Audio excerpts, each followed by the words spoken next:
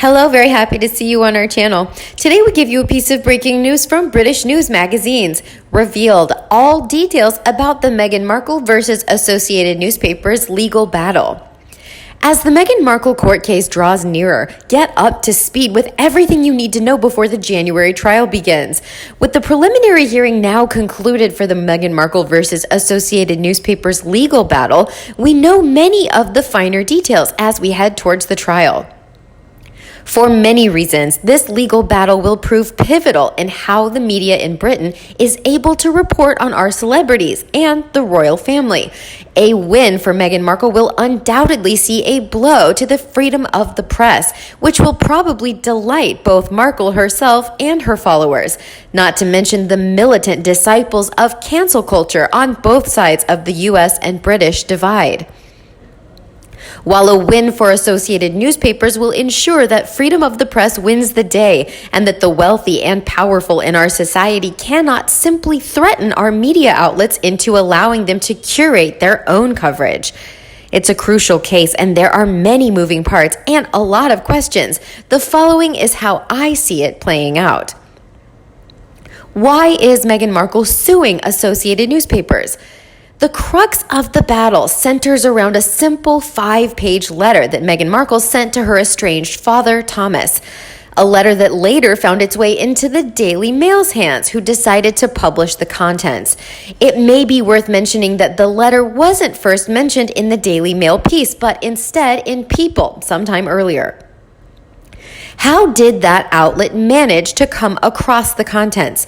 Well, a friend of Meghan Markle described the details to the publication. That's right, a personal and heartfelt letter from daughter to father had apparently been read by or at least discussed with an anonymous friend who saw fit to mention the contents to the media. Of course, this was perfectly fine. Meghan Markle had zero issues with People reporting on the content of the letter. The Daily Mail reporting on the letter was too much, though. Why? Because the People article painted Meghan in a positive light. As I've said numerous times before, Meghan Markle and now Prince Harry are obsessed with curating the information that the media prints about them and how said information is framed. The People article painted Meghan as the victim of bullying by the British tabloids, while the Daily Mail coverage of the letter did not. That's the difference.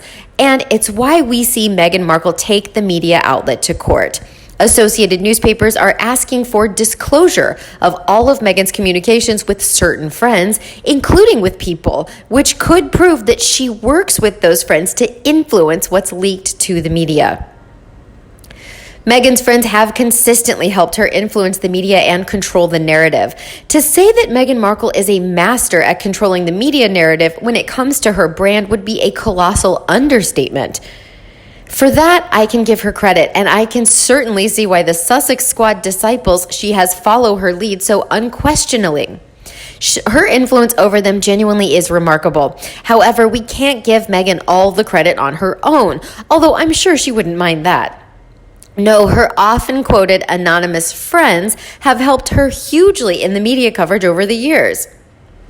In my opinion, chief among those is Jessica Mulroney, the now disgraced Canadian who was outed for bullying a social media influencer. However, before Mulroney's horrible behavior towards Sasha Exeter came to light, she was crushing it as Meghan's right-hand woman. Many of you will remember the interview with former Meghan Markle business advisor Gina Nelthorpe-Crown. Speaking of this piece, Associated Newspaper claims that Meghan was well-versed in the art of attempting to manipulate what was written about her. She reportedly caused or permitted a close friend to seek to influence what is published about her in the media. No surprises there. Associated Newspapers declared in court that Jessica Mulroney, acting on behalf of Meghan Markle, attempted to influence the tone and content of the interview with Nelthorpe-Crown. It's to be inferred that on the same date, the claimant, Meghan Markle, passed this message to Jessica Mulroney with a request that she intervene to try to ensure a more favorable article was published. Because on April 7th, 2018, Ms. Mulroney wrote to Ms. Nelthorpe-Crown, putting pressure on her to withdraw or change statements she made. The newspaper essentially claimed that Meghan used her friends as de facto PR agents to produce flattering media coverage. It's interesting to note that this claim has never really been refuted, with Meghan's lawyers saying that it would never happen again. What of finding freedom? The Meghan Markle love-in has been disastrous. It wouldn't be outlandish to believe that the Finding Freedom book could be instrumental in costing Meghan Markle this court case against Associated Newspapers. It looks already as though she'll be called to testify in January. How ironic would that be? Meghan would have effectively out-Markled herself to an extent.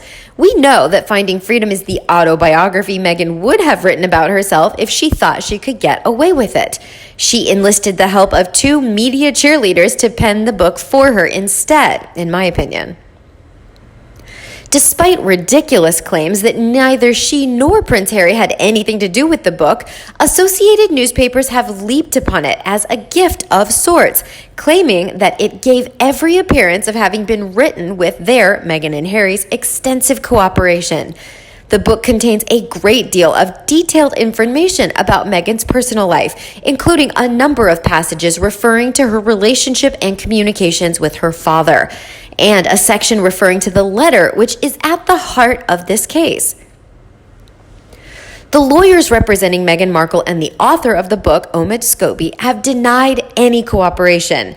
It appears that Associated Newspapers is looking forward to getting Scobie onto the dock itself.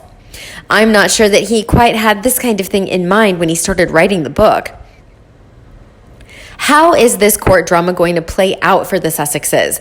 With a date now set for January 11 and the case set to run for 10 days, it would appear that the preliminary jousting is now over and done with. The question we'll all be asking between now and January is, how will this all play out? I spoke exclusively to Chairman of Reputation Management Consultants, Eric Schiffer, and asked how he believed the result of this court case could affect both Meghan Markle and Prince Harry moving forward. If Harry and Meghan win their case, they're going to double down in their attempt to create a chilling effect with the media. It will be a further reckless war on the press, using their Netflix windfall and everything in their once royal power to demolish any potential for a negative story. Eric continued, but Meghan and Harry are like out-of-touch toddlers playing with nuclear weapons, and it will backfire. The media won't be threatened by their whiny celebrity elite entitlement.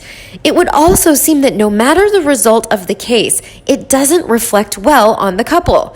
Win or lose, the legal marauding makes the two seem petulant and further punctures their public popularity.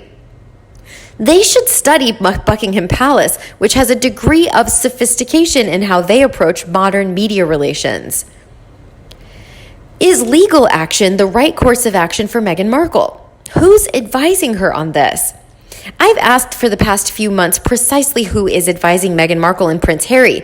Now they no longer draw on the expertise of the palace. It seems like one PR nightmare after another since they announced they were walking away from their duties. Whoever is advising them, they could take some of what Eric Schiffer has to say on board. I asked the chairman of Reputation Management Consultants how he would approach advising Meghan and Harry if given the opportunity. If I decided to take them on as clients, I would want to meet at a location that would allow them to feel most comfortable and say to both Harry and Meghan, it's crystal clear that you are frustrated and upset by many of the media stories. At the same time, you are now brands based on your own choices. And as brands, as well as people who care about your privacy, it's important to be self-aware about the position you're in and to clarify your intentions. Unfortunately, being self-aware seems in short supply when it comes to the Hollywood royals. Eric continued, by further attacking the media, which is the portal to the public, you risk alienating aspects of the media that will lead to far greater negative results for your brand downstream. What if, instead, you discover new ways to make peace with the attention and stay focused on positive pursuits that help those who can benefit from your spotlight around the world? Keep your focus, energy, and spirit in a place of contribution and generosity so that you can begin to pull the world and the media with you, not against you. Both Meghan Markle and Prince Harry champion generosity and positivity in their speeches, yet it seems they don't practice what they preach. This court case is certainly going to be interesting, and the result will determine how we see Harry and Meghan portrayed for years to come. How about you? What do you think of the Meghan Markle versus Associated Newspaper legal battle? Please let us know in the comment section below. Don't forget to like and share with your own followers. And as always, subscribe to our channel for all the latest news on the royal family, Meghan Markle and Prince Harry right here. Thanks for watching, and we'll see you in the next video.